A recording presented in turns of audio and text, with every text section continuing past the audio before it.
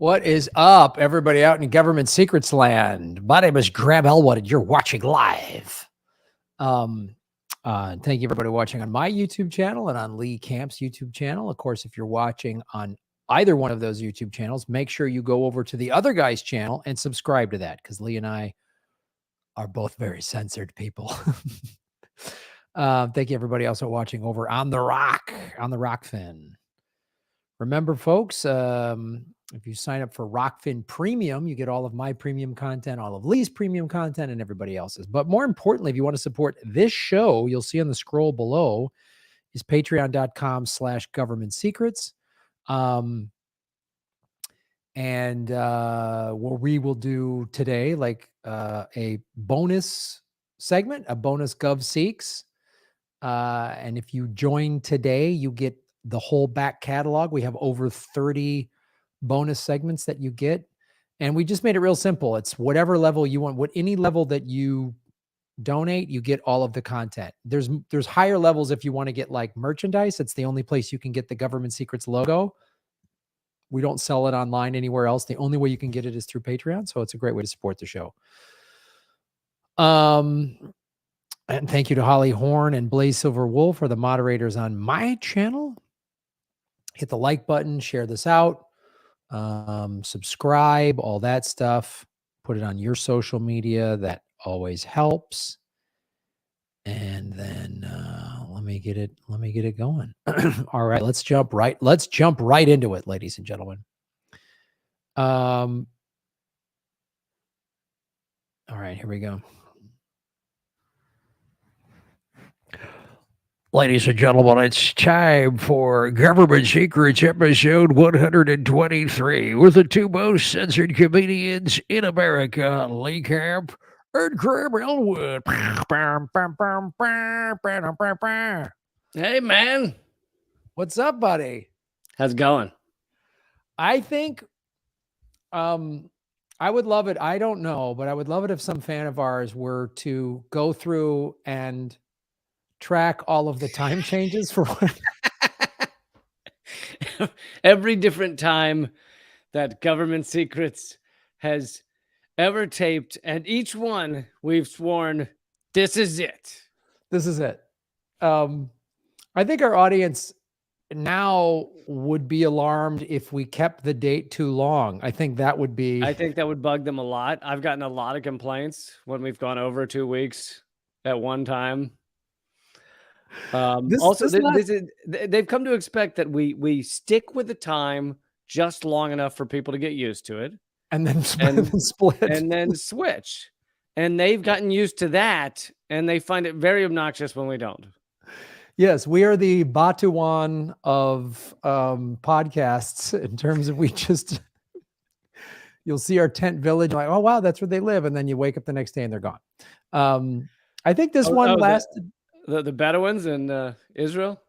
Yeah, and throughout the middle, and Afghanistan and stuff like that. Like you would, when I was in Afghanistan several times, we'd be flying in helicopters. We'd like fly to a base and we'd see like some, tent village on the way there, and then we'd spend the night. And on the way back, it would be gone. Yep. So check this out though. Oh, Lee Camp has a Government Secrets mug.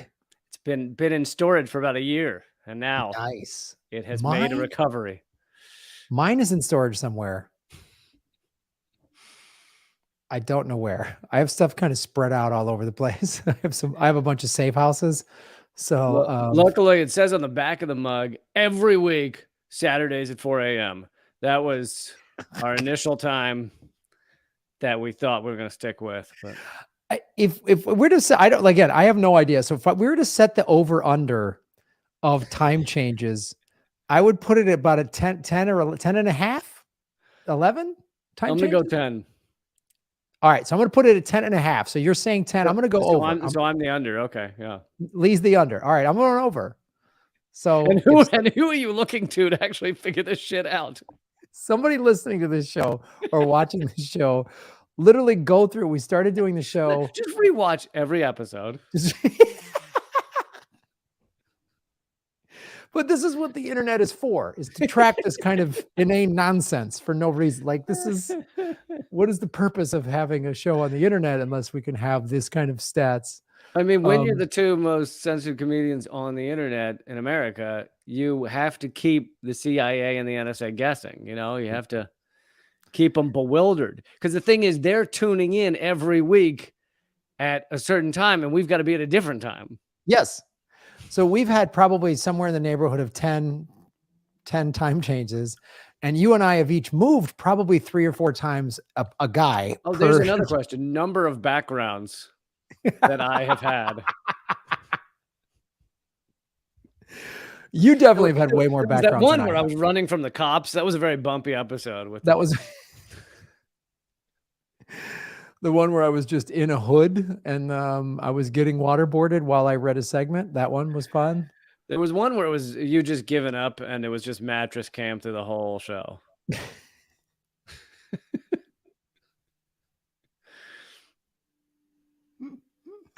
Yeah, it was mattress cam. Who knows? I mean, I've 1, 2, 3.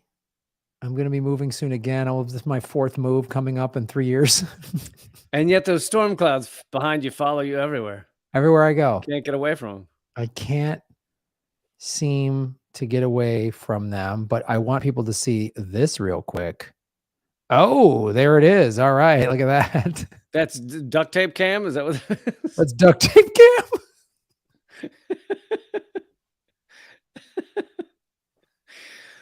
But it's very nice of StreamYard not to keep showing us duct tape cam without your permission, just watching you slowly get angrier. Yeah, I don't know. When StreamYard gets in one of its hissy fits and decides to just change willy-nilly, that's when I really love technology. Yeah. RIP mattress cam, somebody said in the chat. Yeah, I know. We'll try to bring it back. Boy, that mattress was riding high. It was known all over the world, and now it's in storage somewhere. No one cares. Well, he started asking for more money, so I had to get rid of mattress cam. He was like, he started asking too many questions. He started asking a lot of questions, and I'm like, people who ask a lot of questions end up in a storage bin. So that's how that goes. If there's one guy who can really reveal too many of your secrets, it's your mattress. Oh my God.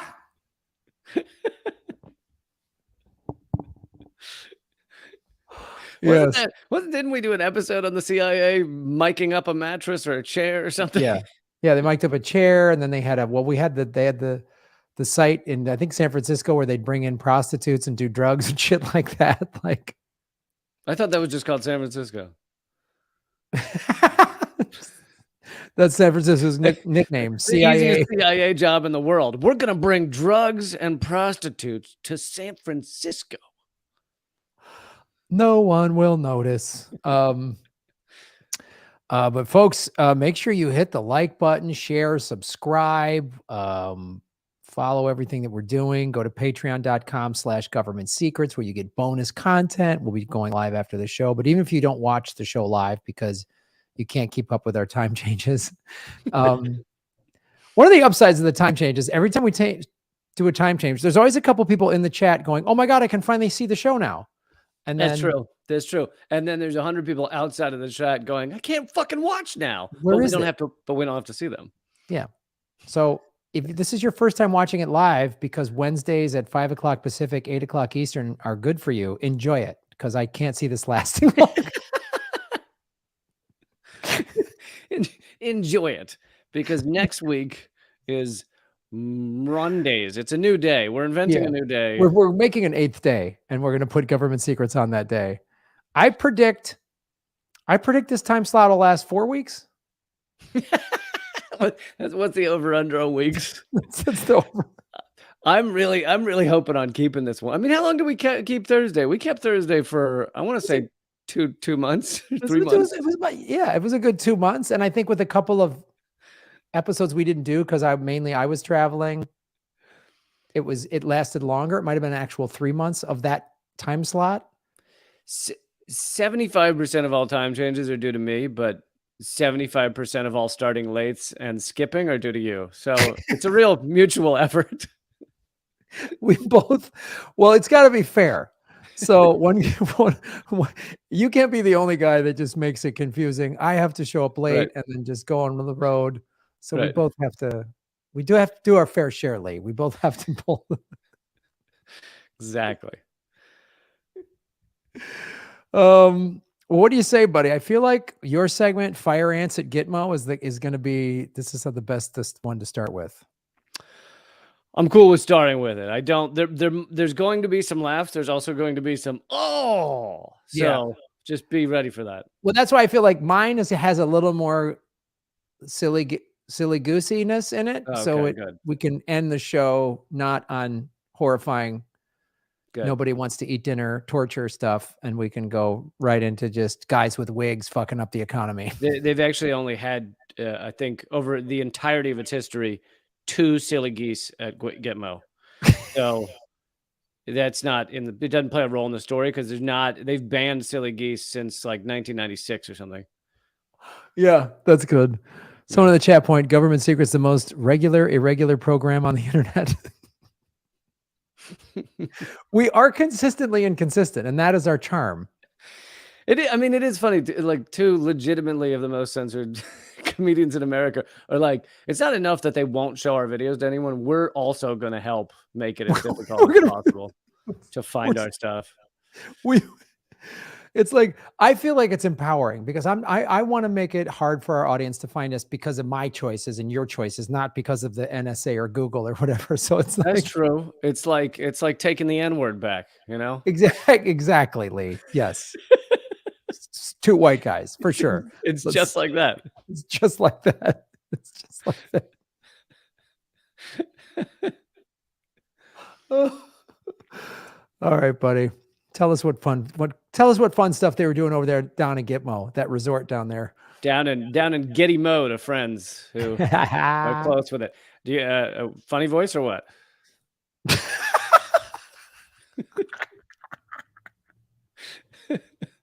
I don't wanna I wanna get my due is all. I like you say it like you're annoyed, like you don't like the funny voice, but then you're very much like, "Where's my funny voice?" Like, Oh, no, what's listen, I could forget it if I didn't like it. I remember. okay? Government secret segment number 1: Funny times down in Gitmo with Lee Cap. All right, so this is one of those stories that, we do a lot of history, and this is history of mainly several years ago. However, this just came out, I think, yesterday by Seymour Hersh, Oh, and it's about an article he never published. Insep Nurjaman, a native of Indonesia known as Hambali, was arrested 50 miles north of Bangkok in the summer of 2003 by a joint U.S. Thai counterterrorism team. He has been a prisoner of the U.S. for the last 20 years. More than 15 years ago, this is Seymour Hersh speaking. More than 15 years ago, I reported and wrote a story on Hambali's imprisonment and torture, but the story was never published. George W. Bush praised the arrest of Hambali in a speech 3 days after it happened. He called the man one of the world's most lethal terrorists and said he is no longer a problem to those of us who love freedom. Graham, your thoughts on how this has protected those of us who love freedom? Actually, just over under how much do you love freedom? my over under on loving freedom. Oh wow, I'd probably say, boy, 80% of me loves freedom. I was gonna say just the number 17. I don't know what that means, but that's my over under on loving freedom. That's great because it reminds me of Stalag 17. Yeah, I love so much freedom that we got some random guy off the streets and we tortured him in Gitmo, and that's because we love freedom. Yeah. Yeah. 3 of Hambali's alleged accomplices in one of the bombings were sentenced to death, and a 4th who apologized and also claimed that Hambali had no prior knowledge of the bombings is still in prison. In his speech, Bush also asserted that Hambali was the close associate of Khalid Sheikh Mohammed, known as KSM. Hambali was said to have confessed what he knew of Al Qaeda's worldwide operations and to his involvement in terrorism attacks in Southeast Asia. So, under extreme torture, the man confessed. Shocking, isn't it? Yeah, it's something we've covered on this show numerous times of how it's been proven that torture anyone will say anything if you torture them. Like, I would confess to changing the times more than you if you tortured me, you know what I'm saying? Um, Yes. eh, it so we know that doesn't work. We know torture doesn't. I mean, John McCain was very public on him saying that the torture didn't work. It didn't I work know. for getting I know. effective intel. So, Yeah, because John McCain, a man who loved the U.S. war machine, never met a country he didn't want to bomb, had also been tortured and said it didn't work at all. yeah. And this also goes with, this is not in the article, but there's never been proven that the U.S. has never proven that all of this torturing they've done has stopped any terror attack, has actually been useful in any way. Sure, they'll make vague claims. Oh, we achieved a lot, but there's been no proof whatsoever. Yeah.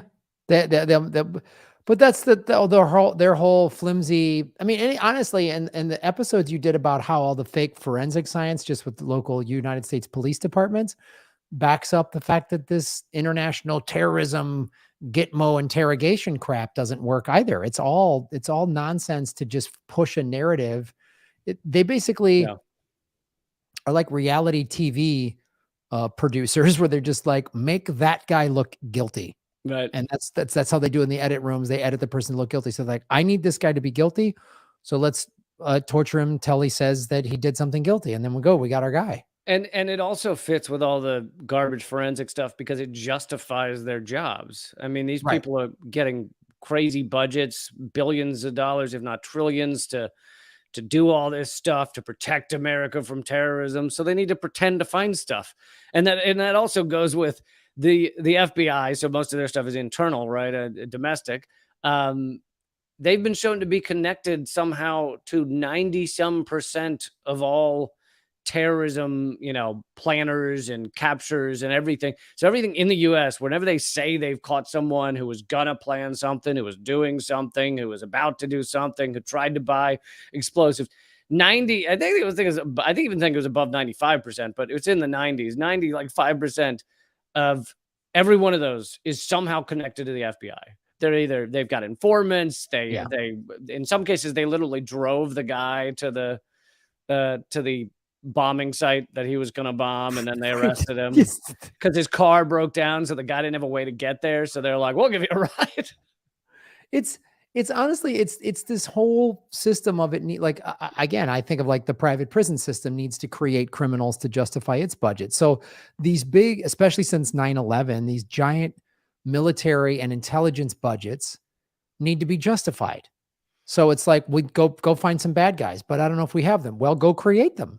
Go create bad guys to justify this budget. And it's like, and then you can see not only does it justify the budgets, and then that's where the private contractors come in and they make money. And it's like it's just it's one giant like scam. I mean, it makes In many ways, it's a giant money laundering machine. It yeah.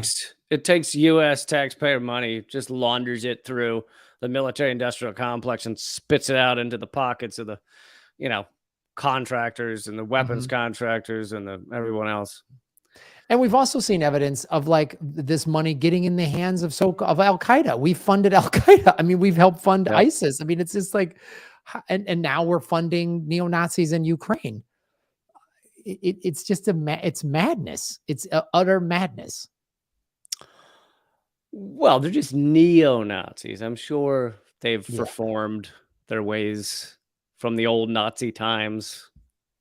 they're the new fun ones. They're neat. Yeah. They're like they wear bright clothing, and it's like neo means neon. They're like dance, like they do Neon, it's short for jazzercise. neon. It's short for Yeah, neon Nazi. Yeah. neon Nazis, and they're just like.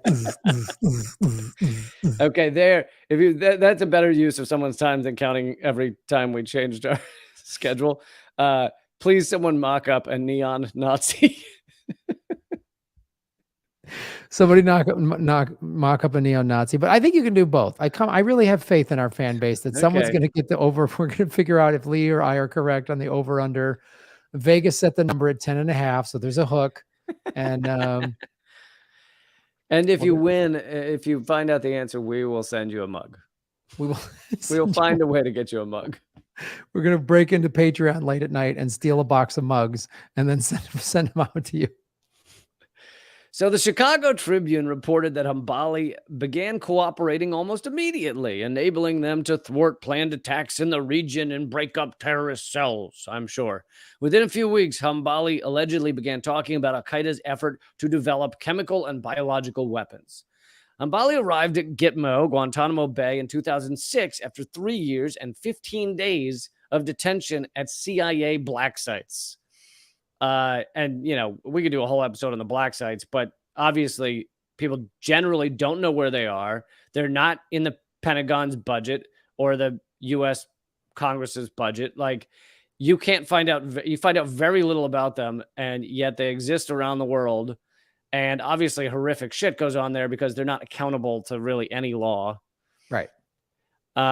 Seymour Hersh says, I learned that the interrogation tactics he was subjected to there had become an issue of bitter controversy among CIA officers. It took months of digging before I learned the outline of a story circulated at the highest levels of the CIA about the extreme things an agent in the field might have done to Hambali. His actions were the subject of an agency inquiry that went nowhere. Isn't that funny? When the CIA investigates themselves to see if they themselves did something wrong, they find that they themselves did nothing wrong themselves. Isn't that great? Isn't that wonderful? I think we should start doing that with everything. Let's let drug cartels monitor themselves. Let's Wall Street should monitor it itself. Absolutely. Yes, it's great. Absolutely. It's good stuff. The officer in question, let's call him Bob, that's what Seymour Hersh says, was a favorite of the agency's management who overlooked complaints that he was a cowboy who did things his own way, that is, off the books. Boy, that's weird. The CIA torture program would attract someone who didn't really listen to the rules and did it their own way. How odd.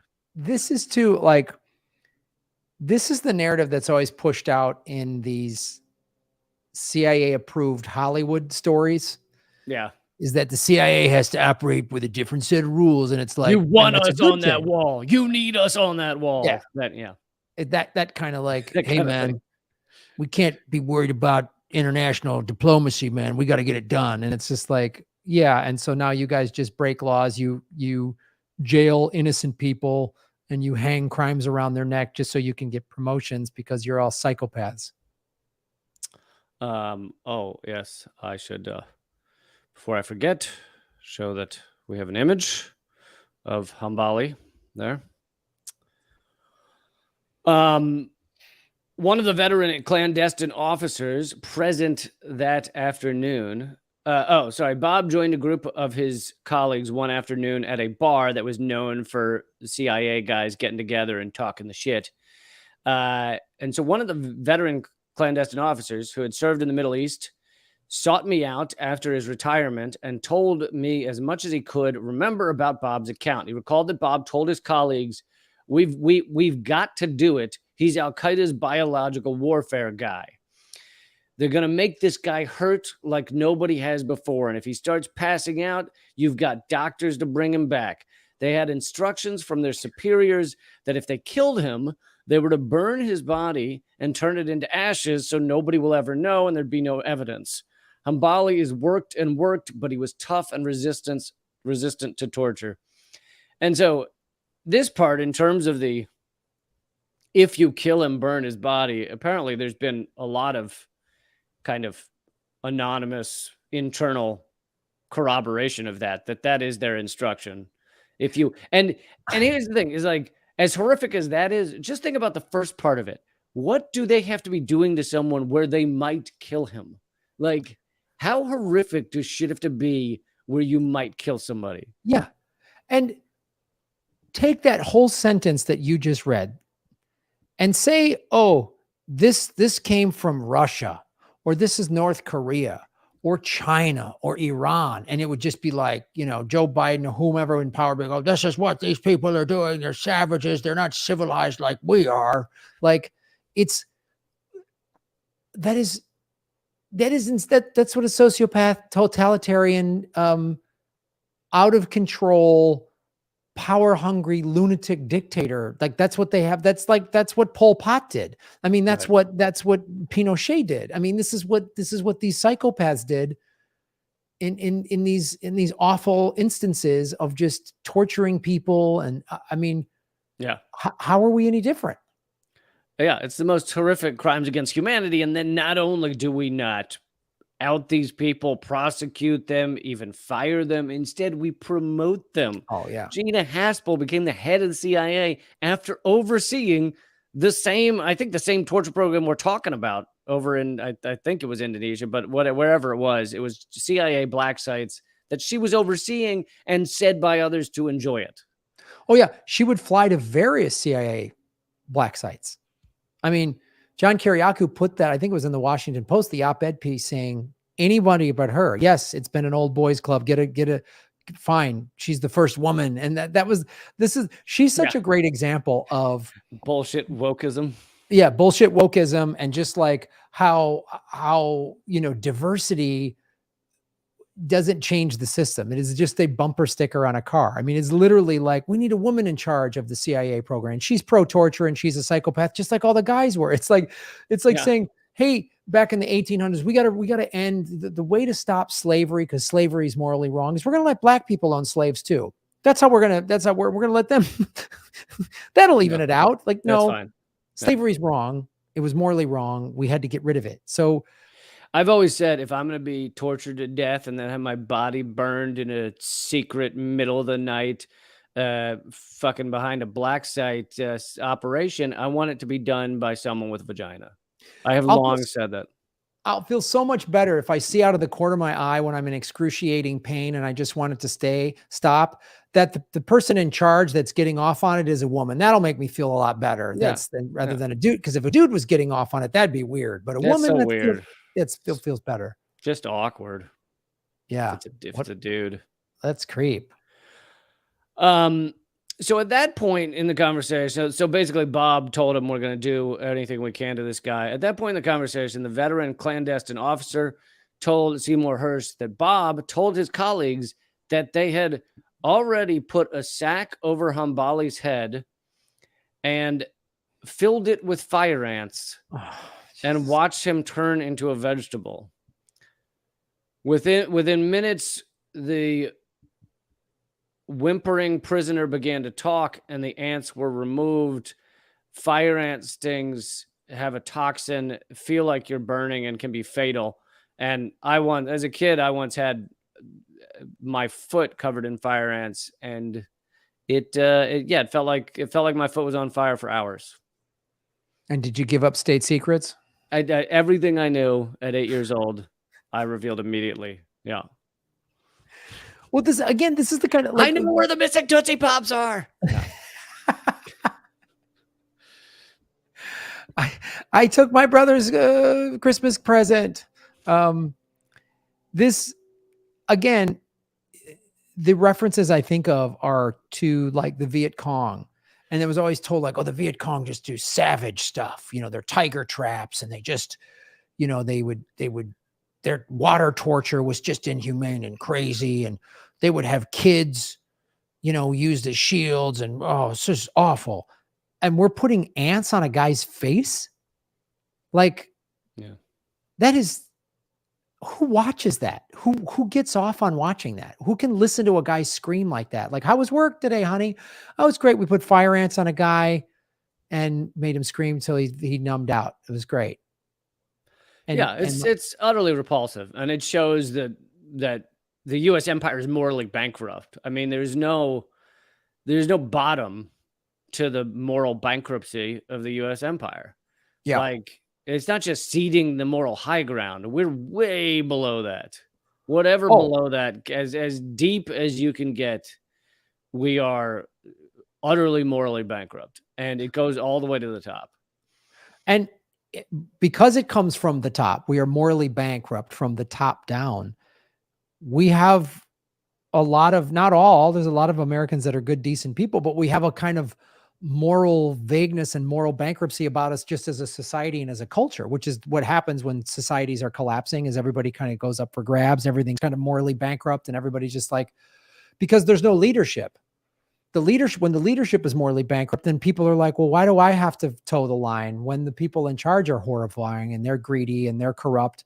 Then I'll just be greedy and corrupt. I'll screw over my neighbor. I won't put ants on his face or whatever, but I'll, you know, everything's for sale in America. Everybody's just selling out each other out, and it's.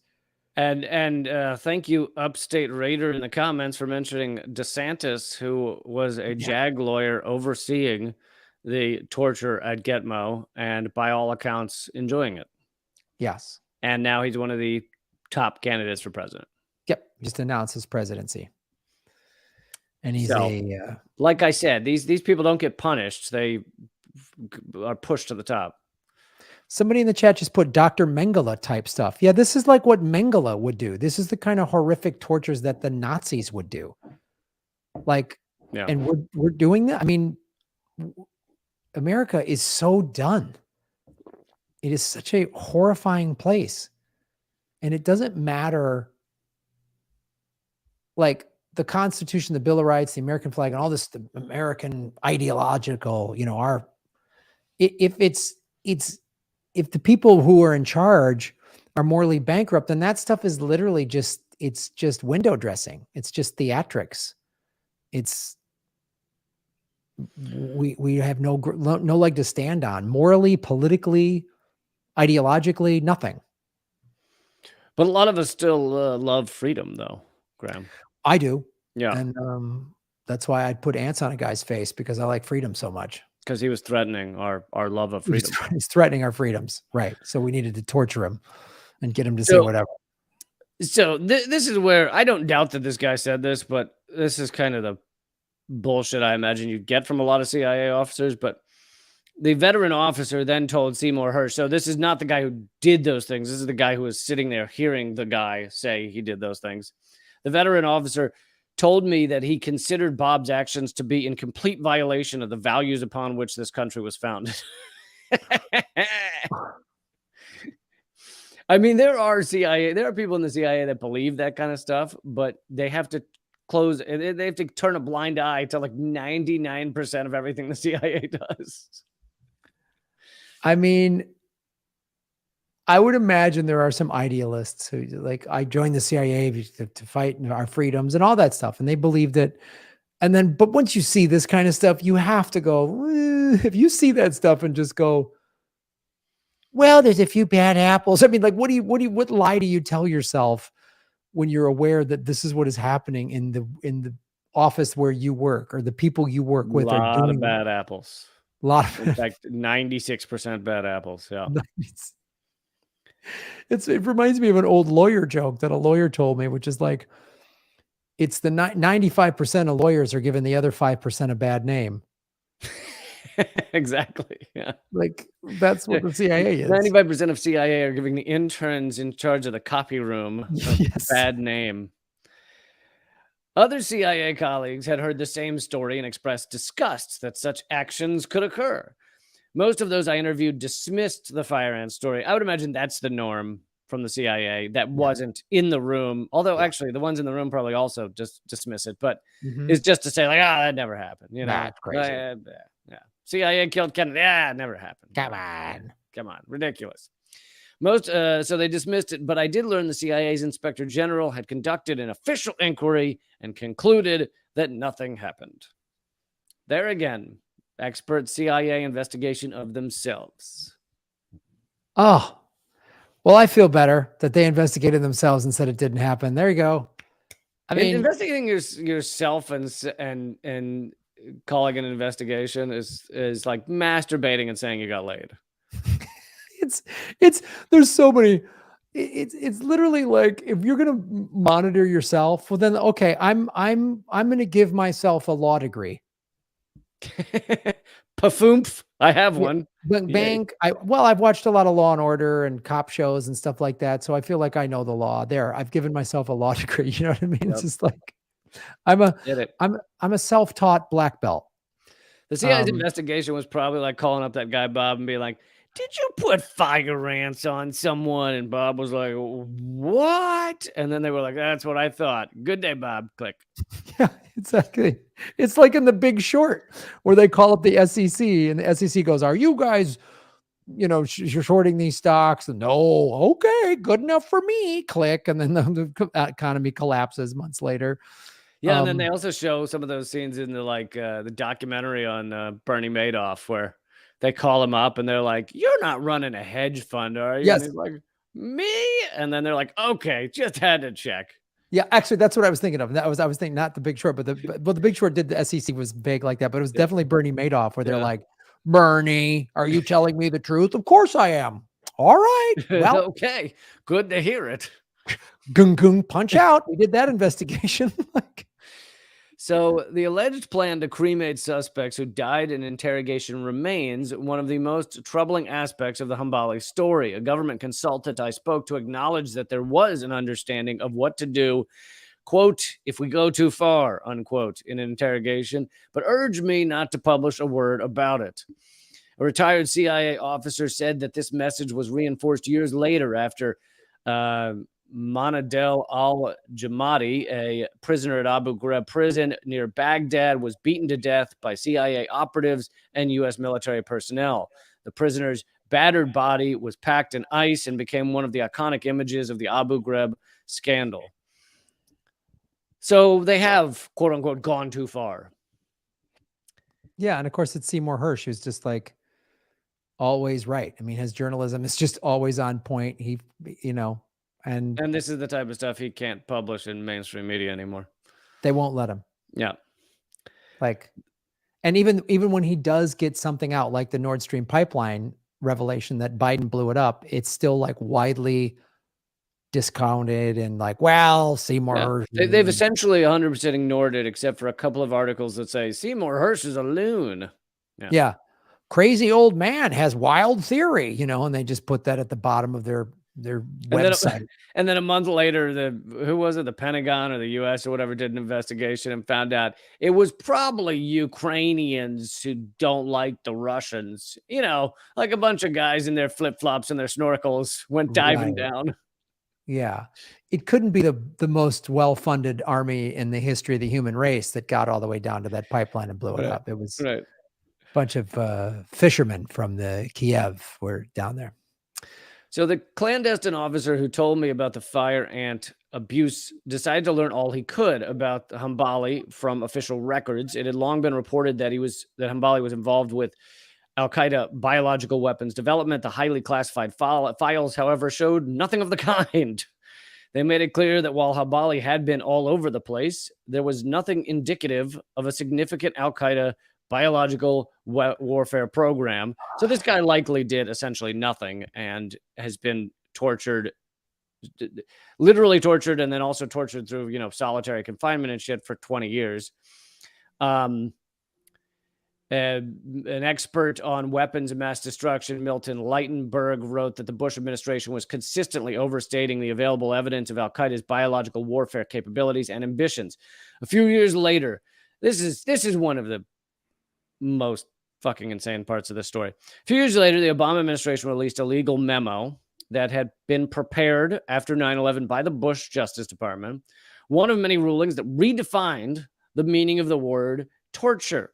Formulated in secret in 2002, the document, and I'm going to quote from the document, the document gave the CIA the right to, and I'll give you a multiple choice here, Graham, the right to put stinging insects all over detainees, the right to stick whatever objects you would like up all holes of detainees, or the right to dump warm jello on the prisoner and tell them it was a naked Henry Kissinger. I feel like Kissinger somehow is still involved in this. Okay, we'll go with Kissinger. That very well may have been in the document. That's not the part I'm going to quote, though. Oh, okay. It gave the CIA the right to place suspected terrorists, quote, in a cramped confinement box with an insect. You would, and I don't know why they phrase it this way, but You would like to place a suspect in a cramped confinement box with an insect. You have informed the Department of Justice that he appears to have a fear of insects.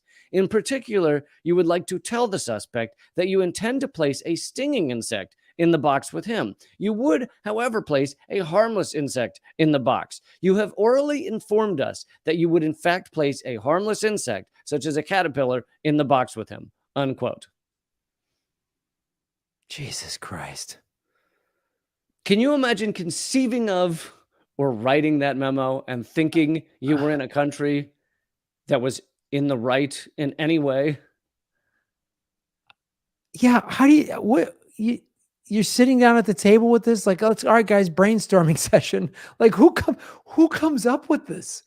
This is like comic book supervillains are less nuts than Are less creative with their fucking villainy. Yeah.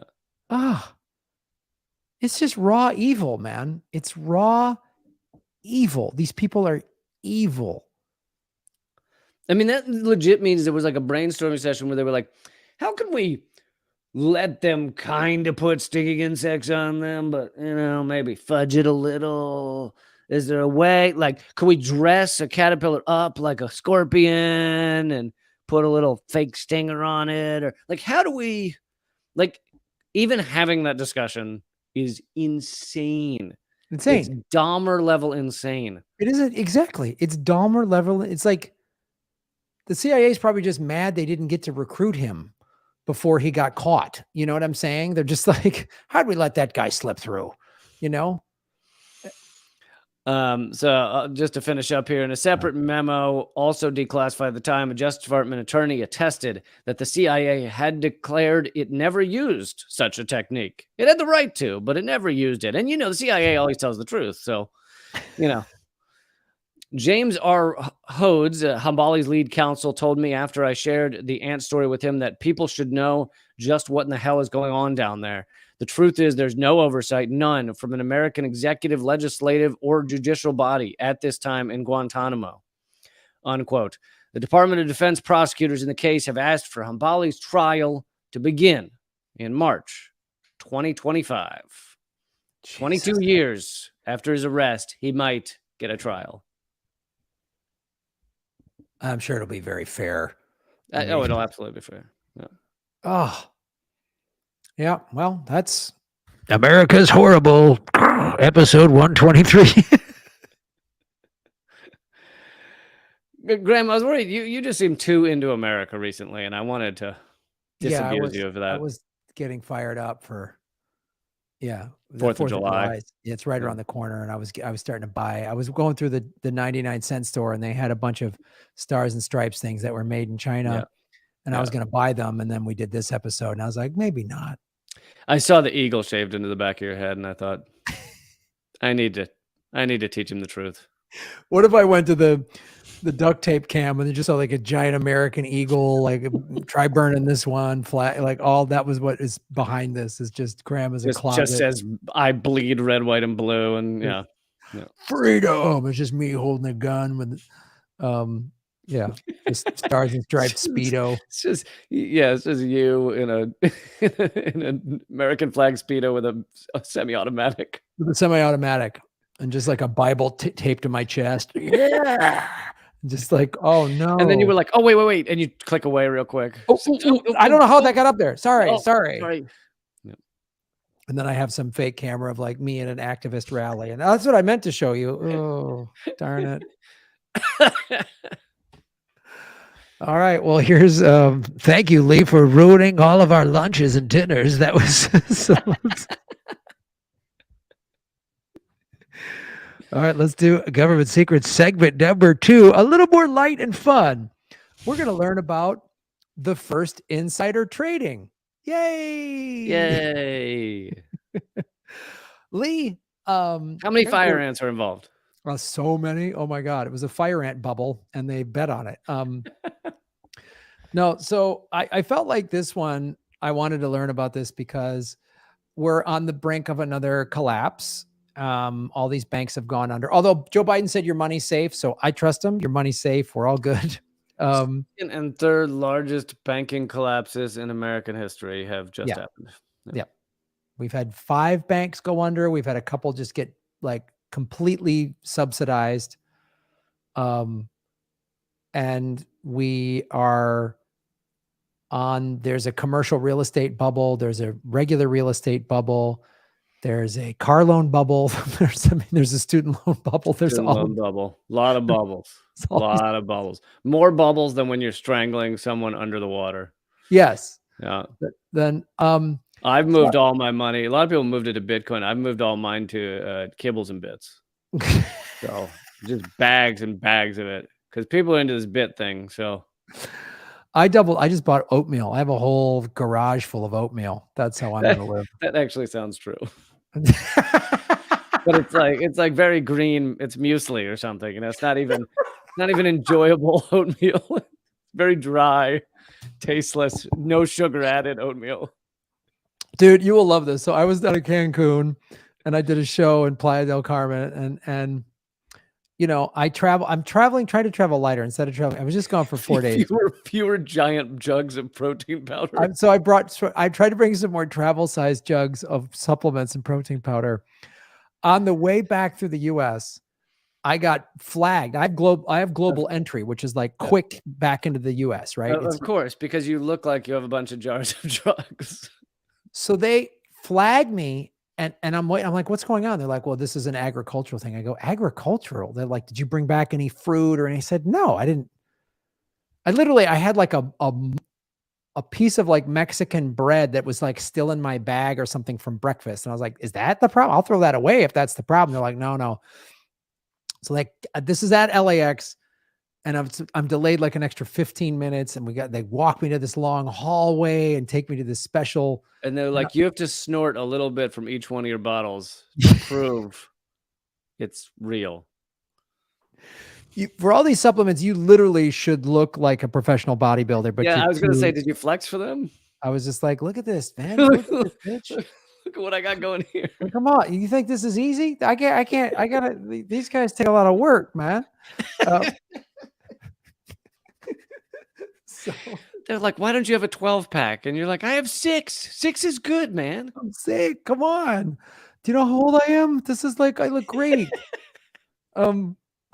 So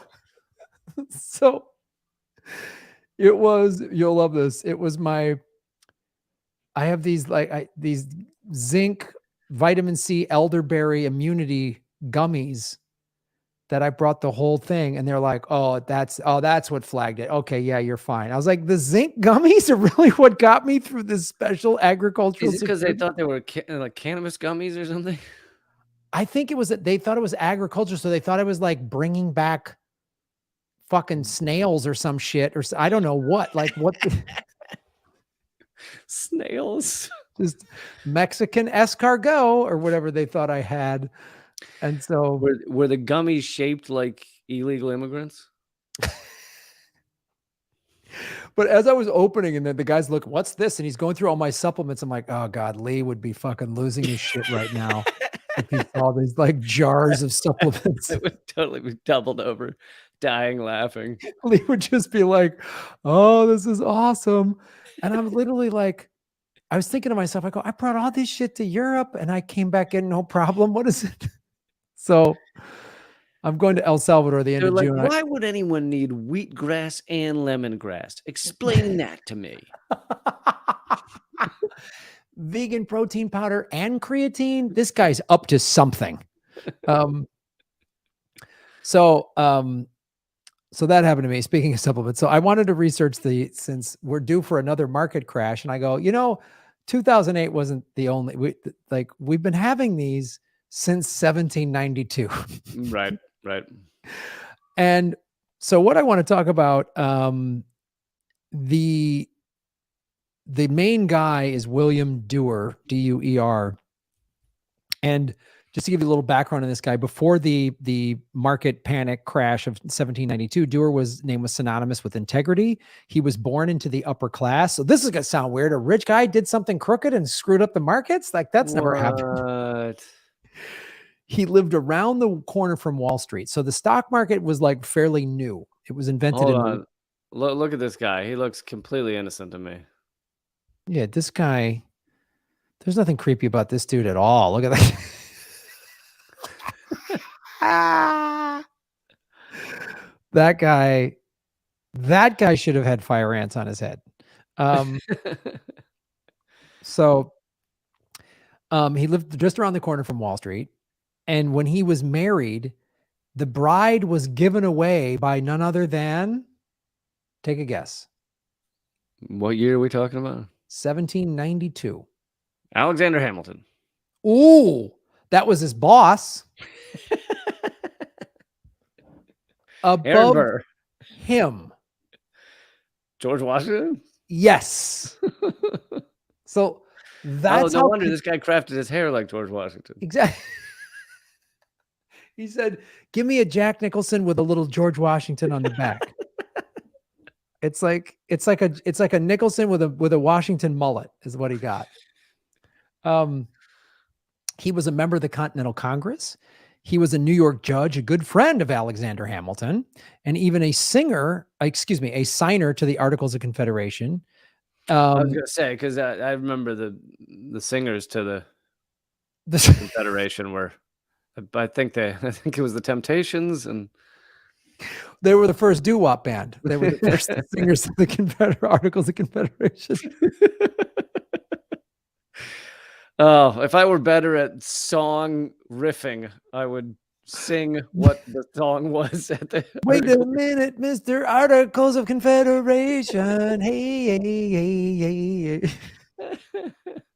hey. So it was from knowing all of these fancy people that he learned the ins and outs of American finance. And in 1971, he resigned his position at the Treasury, which was given to him by Alexander Hamilton, and entered into a partnership with a man by the name of Alexander Macomb, one of New York's wealthiest individuals. Using Macomb's money and his own insider knowledge and connections, Dewar, in March of 1792, began speculating on the Bank of New York stock. Now, we need to give that little history of the Bank of New York. So in 1789, real quick, the establishment of the U.S. Department of Treasury, and in 1789, and Hamilton appointed him the Treasury Secretary in 1789. So new position, he got to be the head of it under the first Secretary of Treasury, Alexander Hamilton. So he was, the Assistant Secretary under Hamilton, right? So then we got into this. This is, I'm referencing several articles here. In December 1790, Hamilton called for the creation of the Bank of the United States, and in February 91, President George Washington signed the charter allowing it to open, and investors paid $25 for a stock, which was called a scrip at the time, and were required to make 3 additional payments in 6-month intervals totaling $375. These payments were to be 25% and in stocks and 75% in debt securities. Demand on the stock in the Bank of America, the newly formed Bank of the United States, was significant, and prices of the scripts increased dramatically for the first several weeks. So they started at $25, and then they went to $280 in New York, and reportedly over $300 in Philadelphia by mid-August. The market shifts were not sustainable, and within days, prices began to fall rapidly. Hamilton stepped in by working with William Seton, the cashier of the Bank of New York, to authorize the purchase of $150,000 in public debt. So this is where the banks, so they did something corrupt. The government, this is like the first government bailout too. Yeah. So by September 12th, prices had recovered, and Hamilton's intervention stabilized the market, but also laid the groundwork for his cooperation, which would be crucial during the 1792. But I want to call the causes of the Panic of 1792, which happened. It started in late 1791, and the securities began to increase again, and the crash happened eventually in March of 1792. What happened is it caused a lot of investors to panic and then pull their money out of the Bank of the United States, right? Which is a run on the banks, which we just had at Silicon Valley Bank in March. Yep. One of the primary causes of a sudden run on the bank was the failure of a scheme created by William Duer and Alexander Macomb and other bankers in the winter of 1791. Winter and Macomb's plan was to use large loans to gain control of the U.S. debt securities market because other investors needed those securities to make payments on stocks of the Bank of the United States. Additionally, this is fantastic. Duer and Macomb were able to create their own credit by endorsing one another's notes. Nice. So you started the Good Bank of idea. Lee What if we Camp. created our money's fake to begin with? What if we created our own? Yeah. So you create the Bank of Lee Camp. I'll create the Bank of Graham Elwood, and then we'll loan each other money. We'll loan them back and forth. Yeah. And they did so in hopes of creating a new bank in New York to overtake the existing bank in New York. So their goal was to overtake the Bank of New York. On March 9th, 1792, Duer stopped making payments to his creditors and simultaneously faced a lawsuit for actions and had taken as Secretary of Treasury of the board in the 1780s. Duer and Macomb defaulted on their contracts and found themselves in prison. And the price of their securities fell more than 20% in a matter of weeks. Let me get into this. So where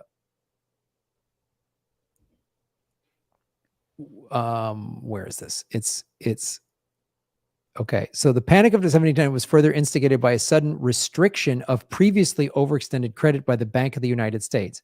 When the Bank of the United States first began accepting deposits and making discounts in December of 1791, it expanded credit extensively. Jesus, like they've been doing this for 300 years. Yeah, it is surprising it started this early. And it's like the same this shit. is just a few years after we stopped trading chickens back and forth. I mean, it's unreal. It's the same thing. They borrow against, they do fake loan. I mean, this is like what they did with the home loans, what the banks are doing again now. This is what the FTX thing in the fall. And how many Americans at that time do you think owned stock? It was a tiny, or shares or whatever. Right. It was a tiny percentage of the elite that were involved in this. And even today, 80% of stock is owned by 20% of the population. Right. So it's like, this is mainly the rich using rich people's games to get even richer. And when it all collapses, they get everyone else to fund it. Yes. Yes. It's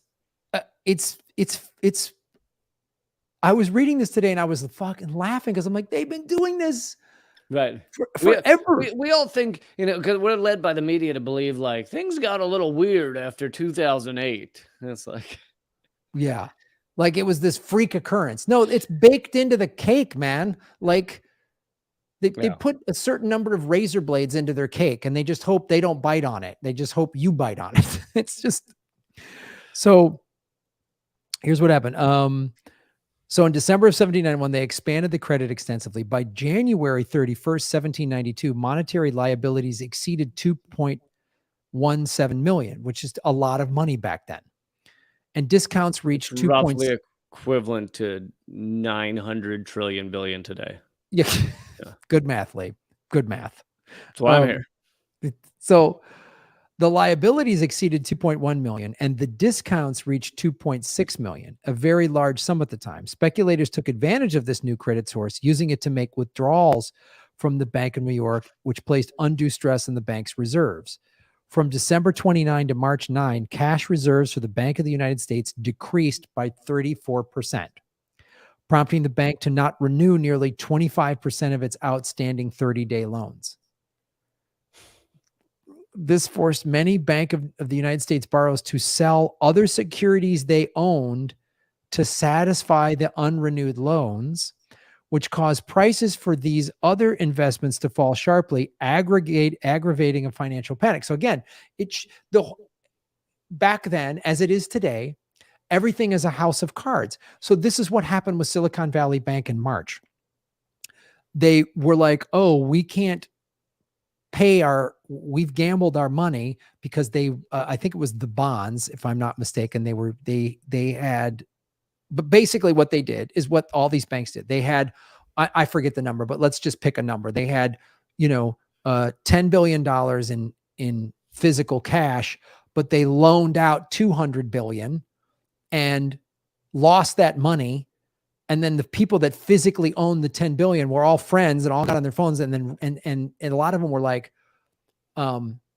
tech startups that had a couple $1,000,000 in their venture capitalist money in the bank, and it's only insured up to 250. So they had to pull that money out of there. Right. And then the bank is liquidating stuff. And then the companies are like afraid they can't pay their staff and they're laying people. And like, it's this whole.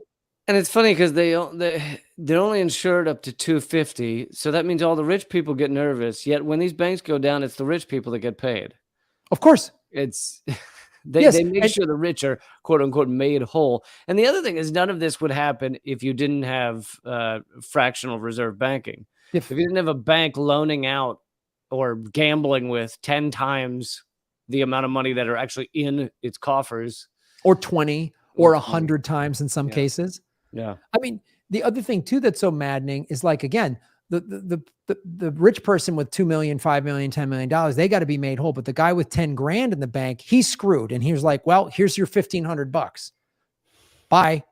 You just lost $8,500. You're done. And that's a huge amount of money to an average working person. A couple thousand, $5,000, $10,000 is a massive amount of money, where some rich asshole can lose 10 million and still be, going to their Hamptons or whatever. Yeah. This, by mid-March 1792, Treasury Secretary Alexander Hamilton began the political and economic maneuvering necessary to contain the credit crisis affecting markets across the country. They set up a sinking fund commission composed of Vice President John Adams, Secretary of State Thomas Jefferson, Attorney General Edmund Randolph, Chief Justice John Jay, and Hamilton himself. They were charged with resolving the financial crisis. Let's see.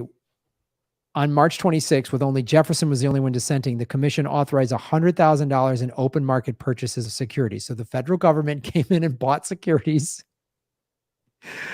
So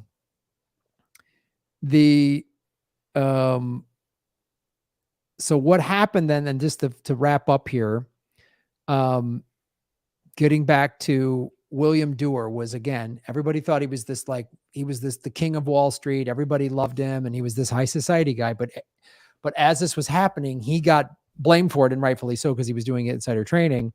So in the first crash in 1792, soon after the nation's birth, thanks to a merchant prince named William Duer, he was let me read this. He used his insider connections to Alexander Hamilton to make a killing by speculating in the newly issued debt of the infant government. And so many would after him.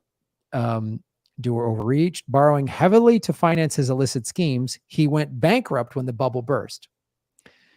The New York City economy started crashing along with him, and Duer was nearly, this is actually a silver lining. The guy that did this corrupt shit was nearly disemboweled by an enraged mob that chased him through the streets. But here's a very important question. By nearly disemboweled, does that mean they chopped him up but didn't quite get the bowels out? Or does that mean he survived? He survived, apparently, because he boo. later, but this is a happy ending. We're giving everybody a happy ending. He died in debtor's prison. Oh, there we go. See, nowadays that guy, he'd like lose his, he'd have a bad name, but he'd still be rich. He'd still be living in a mansion in the Hamptons somehow. It's like Trump has been bankrupt and sued so many times, but somehow always rich. Well, it's like in 2017 when the Wells Fargo CEO was brought before the Senate hearings, and Liz Warren gave him a stern talking to, and everyone was on the internet going, yeah, you go, Liz. And he got $120 million severance package. It was like, wow. It's basically like the punishment for the rich for screwing everyone over and destroying their lives is a stern spanking. Yes, Like, like boop. Lee, you want to give me $120 million and get so I get yelled at? You could spank me with one of those fraternity paddles if that. I don't care. That's fine. I'll take that. But this is the thing that I think the ruling elites learned from this 1792 crash is how do we bankrupt the country and then get paid for it and not die in debtor's prison? That's the thing that they learned. Yeah. Yeah. You know, But nowadays, the worst that could happen to, like, a ruling elite criminal like the Sackler family that caused the opioid epidemic, killed hundreds of thousands, is they lost their company. But still billionaires. billionaires, billionaires. And, you know, this is again when they like hats off to the good citizens in New York for going to try to kill this guy. Like that doesn't even happen now. Nobody's like, no one. There should be mobs outside of the Sackler family home. There should be I mobs out. You know, I was during Occupy or soon thereafter, I was at a protest. I think it was outside Lloyd Blankfein's home, and the cops had very considerate of the cops. They had given us like a 10-foot little part of the sidewalk that was fenced in that we were allowed to protest within. So it was very nice of them. thank you. It's like, you can come and stand in this cell on the sidewalk for an hour. Right. That's your protest zone. Yeah. It's like It's your freedom zone. It's your free. Your freedom zone. Your freedom to protest is inside this little square. Yeah, in the chat, somebody's right. The French stormed the BlackRock offices. That's what should be happening in this country. They should be storming the BlackRock offices because BlackRock is the reason all of us have high rents right now. Yep. But America's been so put to sleep that it's been a couple hundred years since we've like gone after the ruling elites for screwing us over. So that's the history of the first insider trader, William Dewar. So that's Well, man, I think we did it. I think we solved America this episode. We did. Case closed, folks. Last episode, we've solved America. Last episode, yeah. So, folks, go on over to patreon.com/government secrets, where you can watch a bonus segment. We're going to go there in a couple minutes right now. And if you're listening to this later, you can the bonus segments are at Patreon all the time, 24/7. As soon as you join, you get access to all of them. You don't have to watch them live. And each week on the bonus segment, we usually do This Week in Government Secrets, something that this is an anniversary of. And I have something for the bonus segment on Simon Bolivar, the hero of Latin America. Nice. I love This Week. We call it a Twigs, This Week in Government Secrets. So go over to patreon.com/Graham Elwood. If you're in Ventura, California, I've got a 2-show Friday, Saturday, May 26 and 27. The tickets are at grahamelwood.com. And if you're in El Salvador, the end of June, I will be interviewing people about how their country's made better. I'm going to go down there and do interviews and stuff for a week. Nice. So support what we're doing. And I think that's it, right, buddy? That's what I got. My stuff's at leecamp.net. I have live streams every Monday, Wednesday, Friday, and Saturday at 3 p.m. Eastern. And you can find it all at leecamp.net. This has been Government Secrets, episode 123. Fire ants and ruling elites dying in debtor's prison. See you in a minute. All right. Thanks, everybody. We'll see everybody over at patreon.com/government secrets. Thank you.